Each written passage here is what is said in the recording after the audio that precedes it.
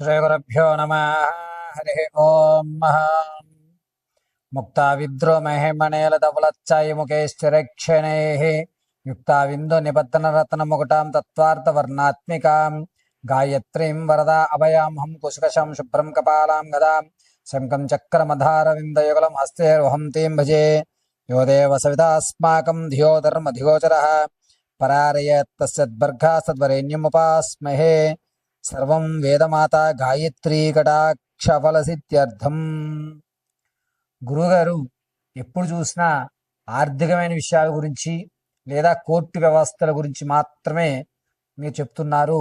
విద్యార్థులకి స్కూల్స్ ప్రారంభమయ్యాయి కాబట్టి కాస్త విద్యలో తక్కువగా ఉన్న వారికి, అదేవిధంగా చదివింది మర్చిపోవడము, ఇది వరకు బాగా చదువుతూ డల్ అయిపోవడము, ఉన్నట్టుండి తను మొత్తం తన యొక్క విజ్ఞానాన్ని అంతటినీ కూడా చాలా తక్కువ స్థాయిలో విడిచిపెట్టి చెడు స్నేహాలకు లోనయ్యి బాగా చదవడం వ్యక్తి సి గ్రేడు డి గ్రేడ్లోకి మారిపోతూ ఈ యొక్క రాశి ప్రభావాల ఫలితంగా ఏమైనా వీరికి జరుగుతున్నాయా? మేషం నుంచి మీనం వరకు కూడా విద్యార్థులు ఎటువంటి మంత్రాన్ని రోజు పఠించుకోవడం వల్ల విద్యలో మెరుగైనటువంటి స్థితిగతులు కలుగుతాయి? వీరు ఏ దేవతారాధనలు చేయడం వల్ల విద్య అనేటువంటిది అభ్యసిస్తుంది? అన్నిటికంటే ముఖ్యమైనది విద్యే కాబట్టి అటువంటి విద్యార్థులు ఉన్నతమైనటువంటి చదువుకోవడానికి, చదివింది గుర్తు ఉండడానికి, మీరు పరీక్షల్లో ఉత్తీర్ణులు అవ్వడానికి, అదేవిధంగా నిరుద్యోగులకి ఎప్పటి నుంచో ప్రయత్నాలు చేస్తూ ఉద్యోగం రాక కాంపిటేటివ్ ఎగ్జామ్స్లో 10, 2, 5 మార్కులతో శృతిలో మీ ఉద్యోగాన్ని కోల్పోతున్నటువంటి వారికి ఇలా కేవలము ఈ ఎపిసోడ్లో విద్యార్థులకి నిరుద్యోగులకి సంబంధించిన విషయాన్ని మనం చర్చిద్దాం. మేషం నుంచి మీనరాశి వరకు కూడా ఏ ఏ రాశి వారు ఎటువంటి ఆరాధన చేయాలి, ఎటువంటి నియమాలు పాటిస్తే ఉద్యోగ ప్రాప్తి, అదేవిధంగా విద్య చక్కగా అభ్యసించడం అనేటువంటి పూర్తి విషయాన్ని మనం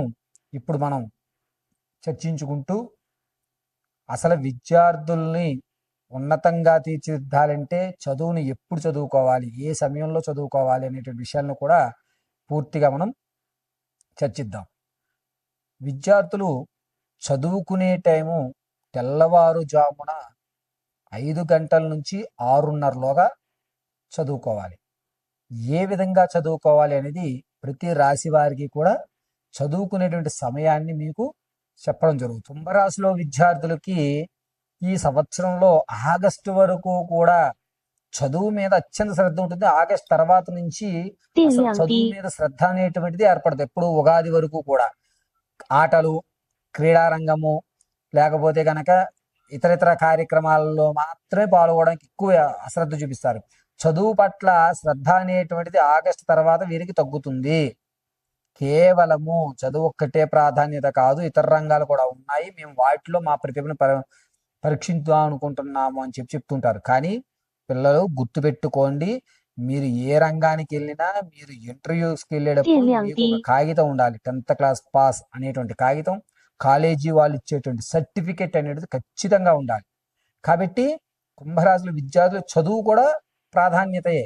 చదువు విలువ కాస్త తెలుసుకుని ఆగస్టు తర్వాత మీరు ఇతర రంగాల మీద మక్కువ చూపిస్తుంటారు కదా, అందులో 10% చదువు మీద పెట్టుకోవాలి. అయితే ఎలా? మనం చదివినా గుర్తుండదు కదా, మరి మర్చిపోతాం కదా, కన్ఫ్యూజ్ అయ్యేటువంటి వాతావరణం ఏర్పడుతుంది కదా, మేము దీంట్ మీద ఎలా కాన్సన్ట్రేట్ చేయాలి అని అంటే కనుక కుంభరాశిలో ఉన్నటువంటి విద్యార్థులు ఆగస్టు తర్వాత నుంచి ప్రతిరోజు ఏం చేస్తారంటే దీపా దుర్గ కవచం, ఉదయాన్నే స్నానం ఆచరించిన తర్వాత దీపా దుర్గ కవచాన్ని ఫుల్ వాల్యూమ్ పెట్టుకుని వినండి. వింటూ మీ ఇంట్లో ఉన్నటువంటి అమ్మవారి ఫోటో వద్ద చక్కగా 2 పుష్పాలు ఏవన్నా సరే 2 పుష్పాలు పెట్టి కొబ్బరితో దీపం పెట్టి నమస్కారం గావించి వెంటనే అక్కడ అమ్మవారి దగ్గర దీపారాధన చేసుకుని 2 పుష్పాలు పెట్టి అమ్మవారికి నమస్కారం చేసుకున్న తర్వాత మీ తల్లికి నమస్కారం చేయండి. అద్భుతంగా మీరు ఆ రంగాల్లో మంచి పొజిషన్లోను, అదేవిధంగా విద్యకు కూడా మీ యొక్క అమ్మవారి అనుగ్రహము, మీ అమ్మ అంటే మీ యొక్క తల్లిగారి అనుగ్రహము రెండూ కలిస్తే అద్భుతమైన ఫలితాలు పొందుతారు. కుంభరాశి వారు చెయ్యదగ్గ పని ఒకటే, మీ ఇంట్లో ఉన్నటువంటి అమ్మవారికి పుష్పము, దీపారాధన, మీ తల్లి గారి పాద నమస్కారము.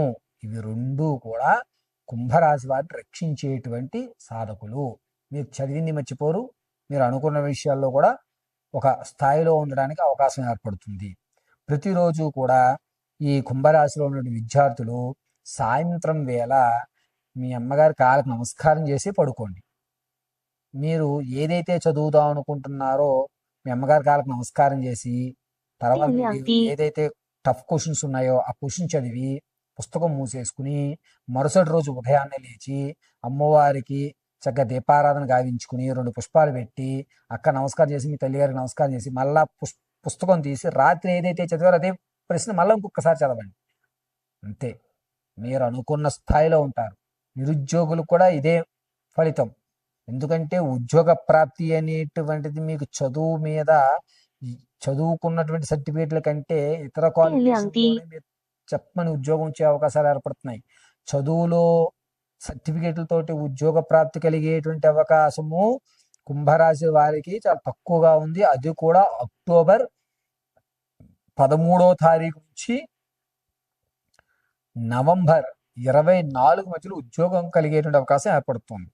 కుంభరాశి వారు ఏం చేయాలి?